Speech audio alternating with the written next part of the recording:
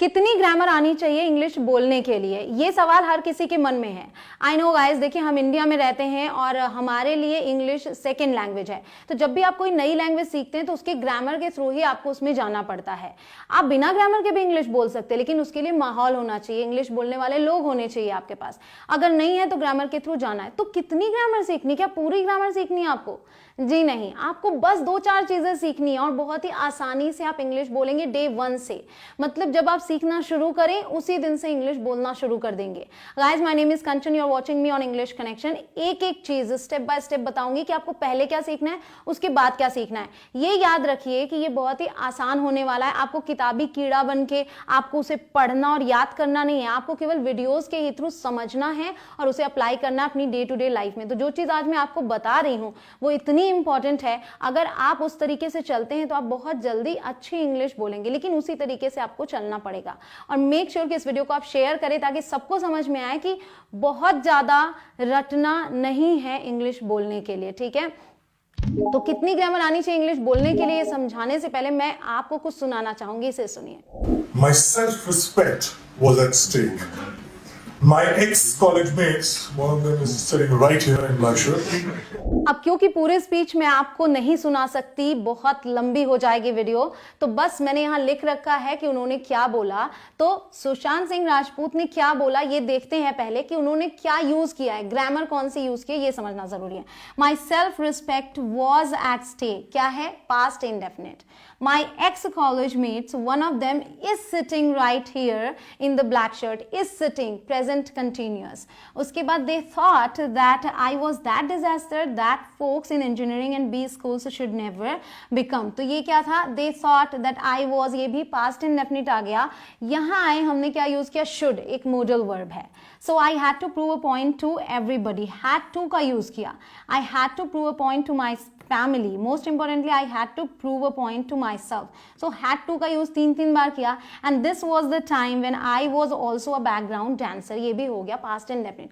अभी तक क्या यूज किया, टेंस का यूज किया, ठीक है, टेंस का यूज किया, had to का यूज किया है यहाँ पे, और देखिए should एक modal verb का यूज किया है, ठीक है। अब आप इन्हें भी सुनिए। The government also has been tirelessly working to provide services, pan-India to all the mothers. तो करीना कपूर ने क्या कहा, the government also has been tirelessly working to provide services. Has been working मतलब प्रेजेंट परफेक्ट कंटिन्यूअस, ये भी tense की बात है, कुछ टफ नहीं है, टेंस बहुत ही आसान है, मैं आपको दिखाऊंगी कैसे। Pan India to all the mothers, I think one example which I have is, तो नोटिस कीजिएगा, ये बार बार यूज होगा इसमें। When I actually delivered Taimur, जब मैंने तैमूर को पैदा किया, the first thing I was also worried about, मैं जिस चीज के लिए बहुत ज्यादा वरिड थी, तो क्या है, आई वॉज, ये भी पास्ट हो गया। That the first thing I asked the doctor was that how do I protect him from pneumonia, how do I protect him from the hundreds of diseases that I've been hearing of and what I thought when, तो क्या हो रहा है, present past यही mix हो रहा है यहाँ पे, ठीक है।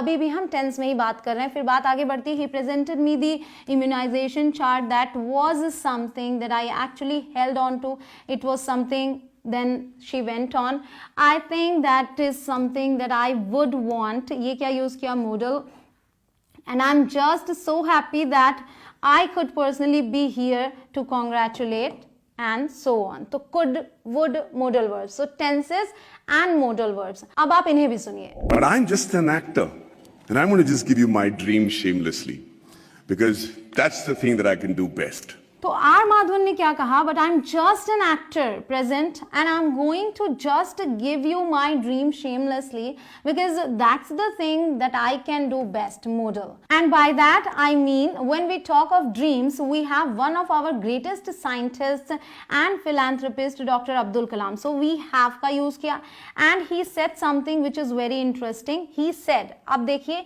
ये क्या है, एक डायरेक्ट स्पीच है। ही सेड, उन्होंने क्या बोला उसको हमने इन्वर्टेड कॉमर्स के अंदर रख दिया। Dreams are not what you have when you sleep. The true dreams are the ones that don't let you sleep. ठीक, उन्होंने जो बात कही वो हमने अंदर रख दी। वैसे बहुत ही शानदार लाइन है, अगर इससे किसी ने अपनी लाइफ में अप्लाई किया तो वो गजब का रिजल्ट देख सकता है, राइट।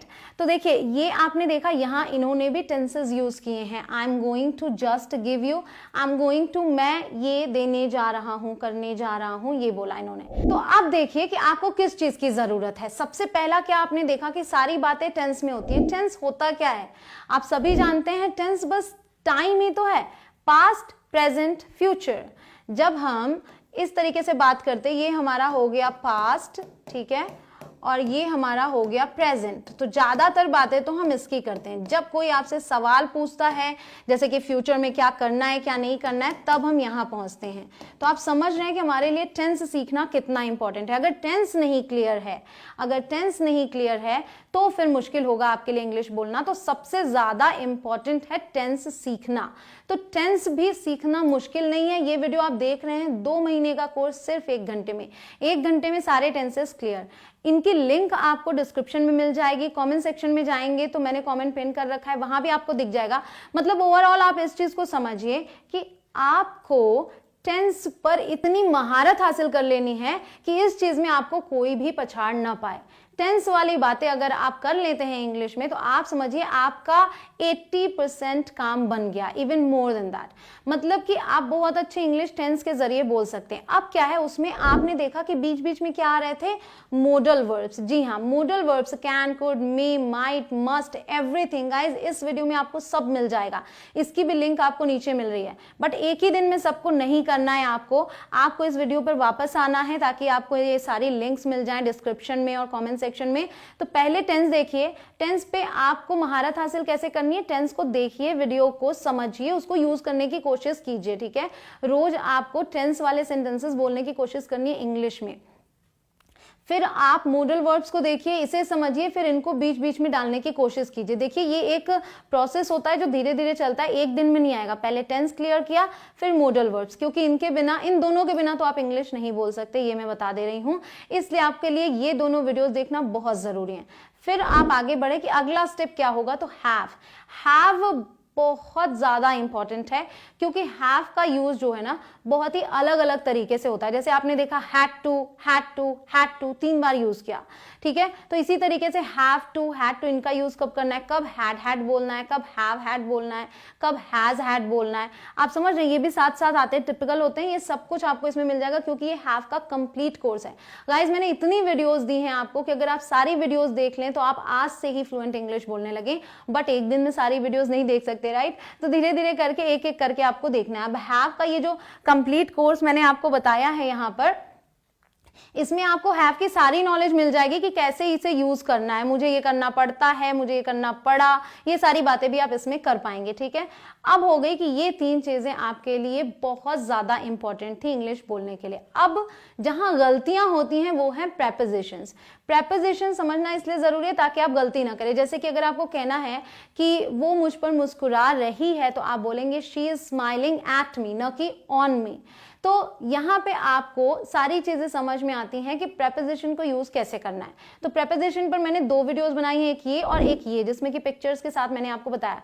तो प्रेपोजिशंस को समझना बहुत जरूरी है ताकि गलती ना करें। अब ये 4 चीजें सबसे ज्यादा इंपॉर्टेंट थी, आप इतने से ही अच्छी इंग्लिश बोल सकते हैं, ठीक है। अब आपके मन में चल रहा है कि एक्टिव पैसिव कहाँ है भाई, डायरेक्ट इनडायरेक्ट कहाँ है, इफ कंडीशनल्स कहाँ है, राइट। तो गाइज मैं आपको बता दूं कि वो भी जरूरी हैं, बट इतने नहीं। पहले आप इनको कर लें। अगर आपके लिए टेंसेस क्लियर हैं, आपको मॉडल वर्ड्स आते हैं, आप प्रेपोजिशंस भी अच्छे से यूज कर लेते हैं, तब बात आती है आगे एक्टिव पैसिव की। वो भी आपको ध्यान क्या रखना है मैं आपको दिखाती हूँ। देखिए पैसिव क्या है, एक्टिव पैसिव क्या होता है। देखिए ऐसा कहा जाता है कि, पहले तो ये समझिए एक्टिव पैसिव होता क्या है। ऐसा कहा जाता है कि, इसमें क्या है, कौन कह रहा है नहीं पता, क्या बोल रहे हैं, ऐसा कहा जाता है कि, तो बोलेंगे it is said that God helps those who help themselves. ठीक, तो ये एक सेइंग है, ऐसा कहा जाता है, दुनिया कहती है, कौन पर्टिकुलरली कह रहा है इससे मतलब नहीं है। So God helps those who help themselves, तो हमने ये यूज किया it is said that, right. उसी तरीके से मुझे बोला गया था, क्या बोलेंगे आई वॉज टोल्ड, किसने बोला नहीं पता। तो ये सारे भी आपके यूज होंगे इसमें, इन्हीं बातों में जो आप करते हैं ये भी यूज होंगे, बट पहले टेंसेस कवर करना है फिर यहां पहुंचना है। उन्हें बताया जा रहा था, they were being told, continuous form में दिखाया। तो गाइज ये है पैसिव, ठीक है, तो अगर आपके लिए और सारी चीजें क्लियर हैं तब आप यहां से शुरुआत करें, कहां से, यहां से, एक्टिव पैसिव, राइट। लेकिन अगर आपके लिए वो सारी चीजें अभी क्लियर नहीं है तो शुरुआत आपको नंबर 1 से करनी है, जो मैं आपको यहां बताते जा रही हूं। तो एक्टिव पैसिव भी बहुत जरूरी है, बट बाद में। अब इसके बाद आते हैं डायरेक्ट इनडायरेक्ट पे। डायरेक्ट इनडायरेक्ट में क्या है कि बात देखिए, समझिएगा, डायरेक्ट इनडायरेक्ट आपको सीखने की जरूरत ही नहीं है, सच बताऊं तो इंग्लिश बोलने के लिए बिल्कुल भी नहीं। डायरेक्ट स्पीच ये होता है, जैसे मैंने दिखाया, अब्दुल कलाम जी ने जो कहा उसको हमने इन्वर्टेड कॉमा के अंदर रख दिया, ठीक। तो he said this is not right. ये मैं आपको एक कॉन्वर्सेशन दिखा रही हूं मेरे और मेरे फ्रेंड के बीच में। तो मेरे फ्रेंड ने क्या कहा, he said this is not right, ये सही नहीं है। I said, what's wrong with it? He said, I don't know, but it doesn't seem right to me. लेकिन ये मुझे सही नहीं लगता, मुझे नहीं पता। उसने जैसे जैसे बोला मैंने इन्वर्टेड कॉमास के अंदर आपको दिखा दिया है, ठीक। तो नॉर्मली बातें जब हम करते हैं तो हम ऐसे ही बोलते हैं, लेकिन नेटिव स्पीकर्स उसकी जगह इसे प्रेफर करते हैं, इनडायरेक्ट स्पीच, जिसे रिपोर्टेड स्पीच भी बोलते हैं। तो नेटिव स्पीकर्स बोलेंगे तो ऐसे बोलेंगे, he said that was not right, ठीक। I asked what wrong was with it, ठीक। He said he didn't know but it didn't seem right to him. सब कुछ चेंज कर दिया, जहां मी था हिम कर दिया, जहां पे आई था वहां ही कर दिया। तो बात को समझिए कि नेटिव स्पीकर्स के लिए आसान है क्योंकि वो बचपन से इस लैंग्वेज को बोल रहे हैं, लेकिन हमारे लिए मुश्किल होता है। आप किसी भी सेलिब्रिटीज को सुने, आप न्यूज चैनल सुने, ज्यादातर लोग डायरेक्ट स्पीच में ही बात करते हैं, मतलब जो जैसे बोलता है उसको उसी तरीके से as it is inverted commas के अंदर रख देते। बोलते वक्त इन्वर्टेड कॉमास नहीं लगे होते, बट आप समझ जाते हैं कि जब उसकी बात कर रहा है, उसने बोला तो उसी की बात हो रही है, राइट। तो बोलने के लिए आपको इनकी जरूरत नहीं है। हाँ, अगर आपको एग्जाम्स में आपको सवालों का जवाब देना है तब आपको इसकी जरूरत पड़ती है, तो उस पर ऑलरेडी मैंने ये वीडियो बना रखी है जिसमें आप डायरेक्ट इनडायरेक्ट सीखते हैं। तो बोलने के लिए टेंशन ना लें, ना सीखें, इसे कोई दिक्कत नहीं है। सेलिब्रिटीज भी नहीं बोलते, सभी डायरेक्ट स्पीच में बोलते हैं। अब आते हैं इफ कंडीशनल्स, ये आपको जरूरत पड़ेगी आगे चल के, ठीक है। इफ कंडीशनल्स की जरूरत आपको पड़ेगी, बट बहुत ही एडवांस्ड लेवल की इंग्लिश बोलने के लिए, ठीक है। तो शुरुआत में इसकी जरूरत नहीं है, जब आप सब कुछ सीख जाएं तब आप यहां पहुंचे और इसे यूज करना शुरू करें। कमाल के आप इंग्लिश बोलेंगे अगर आपने इसे तैयार कर लिया।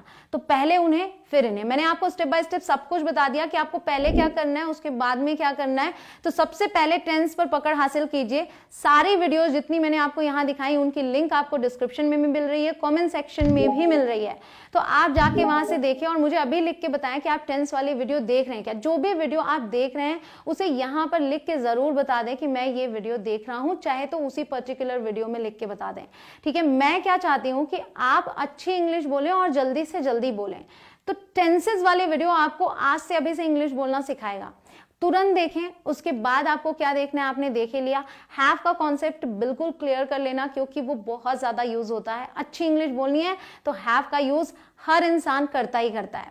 मिलूंगी आपसे अगले वीडियो में। ये वीडियो आपको कैसी लगी जरूर से लिख के बताइएगा। और हाँ, गैप फिलर्स पर अगर आपको वीडियो चाहिए, जैसे कि Kareena was using you know every time she was using you know, right. लेकिन there are many more, as I said, बहुत सारे हैं।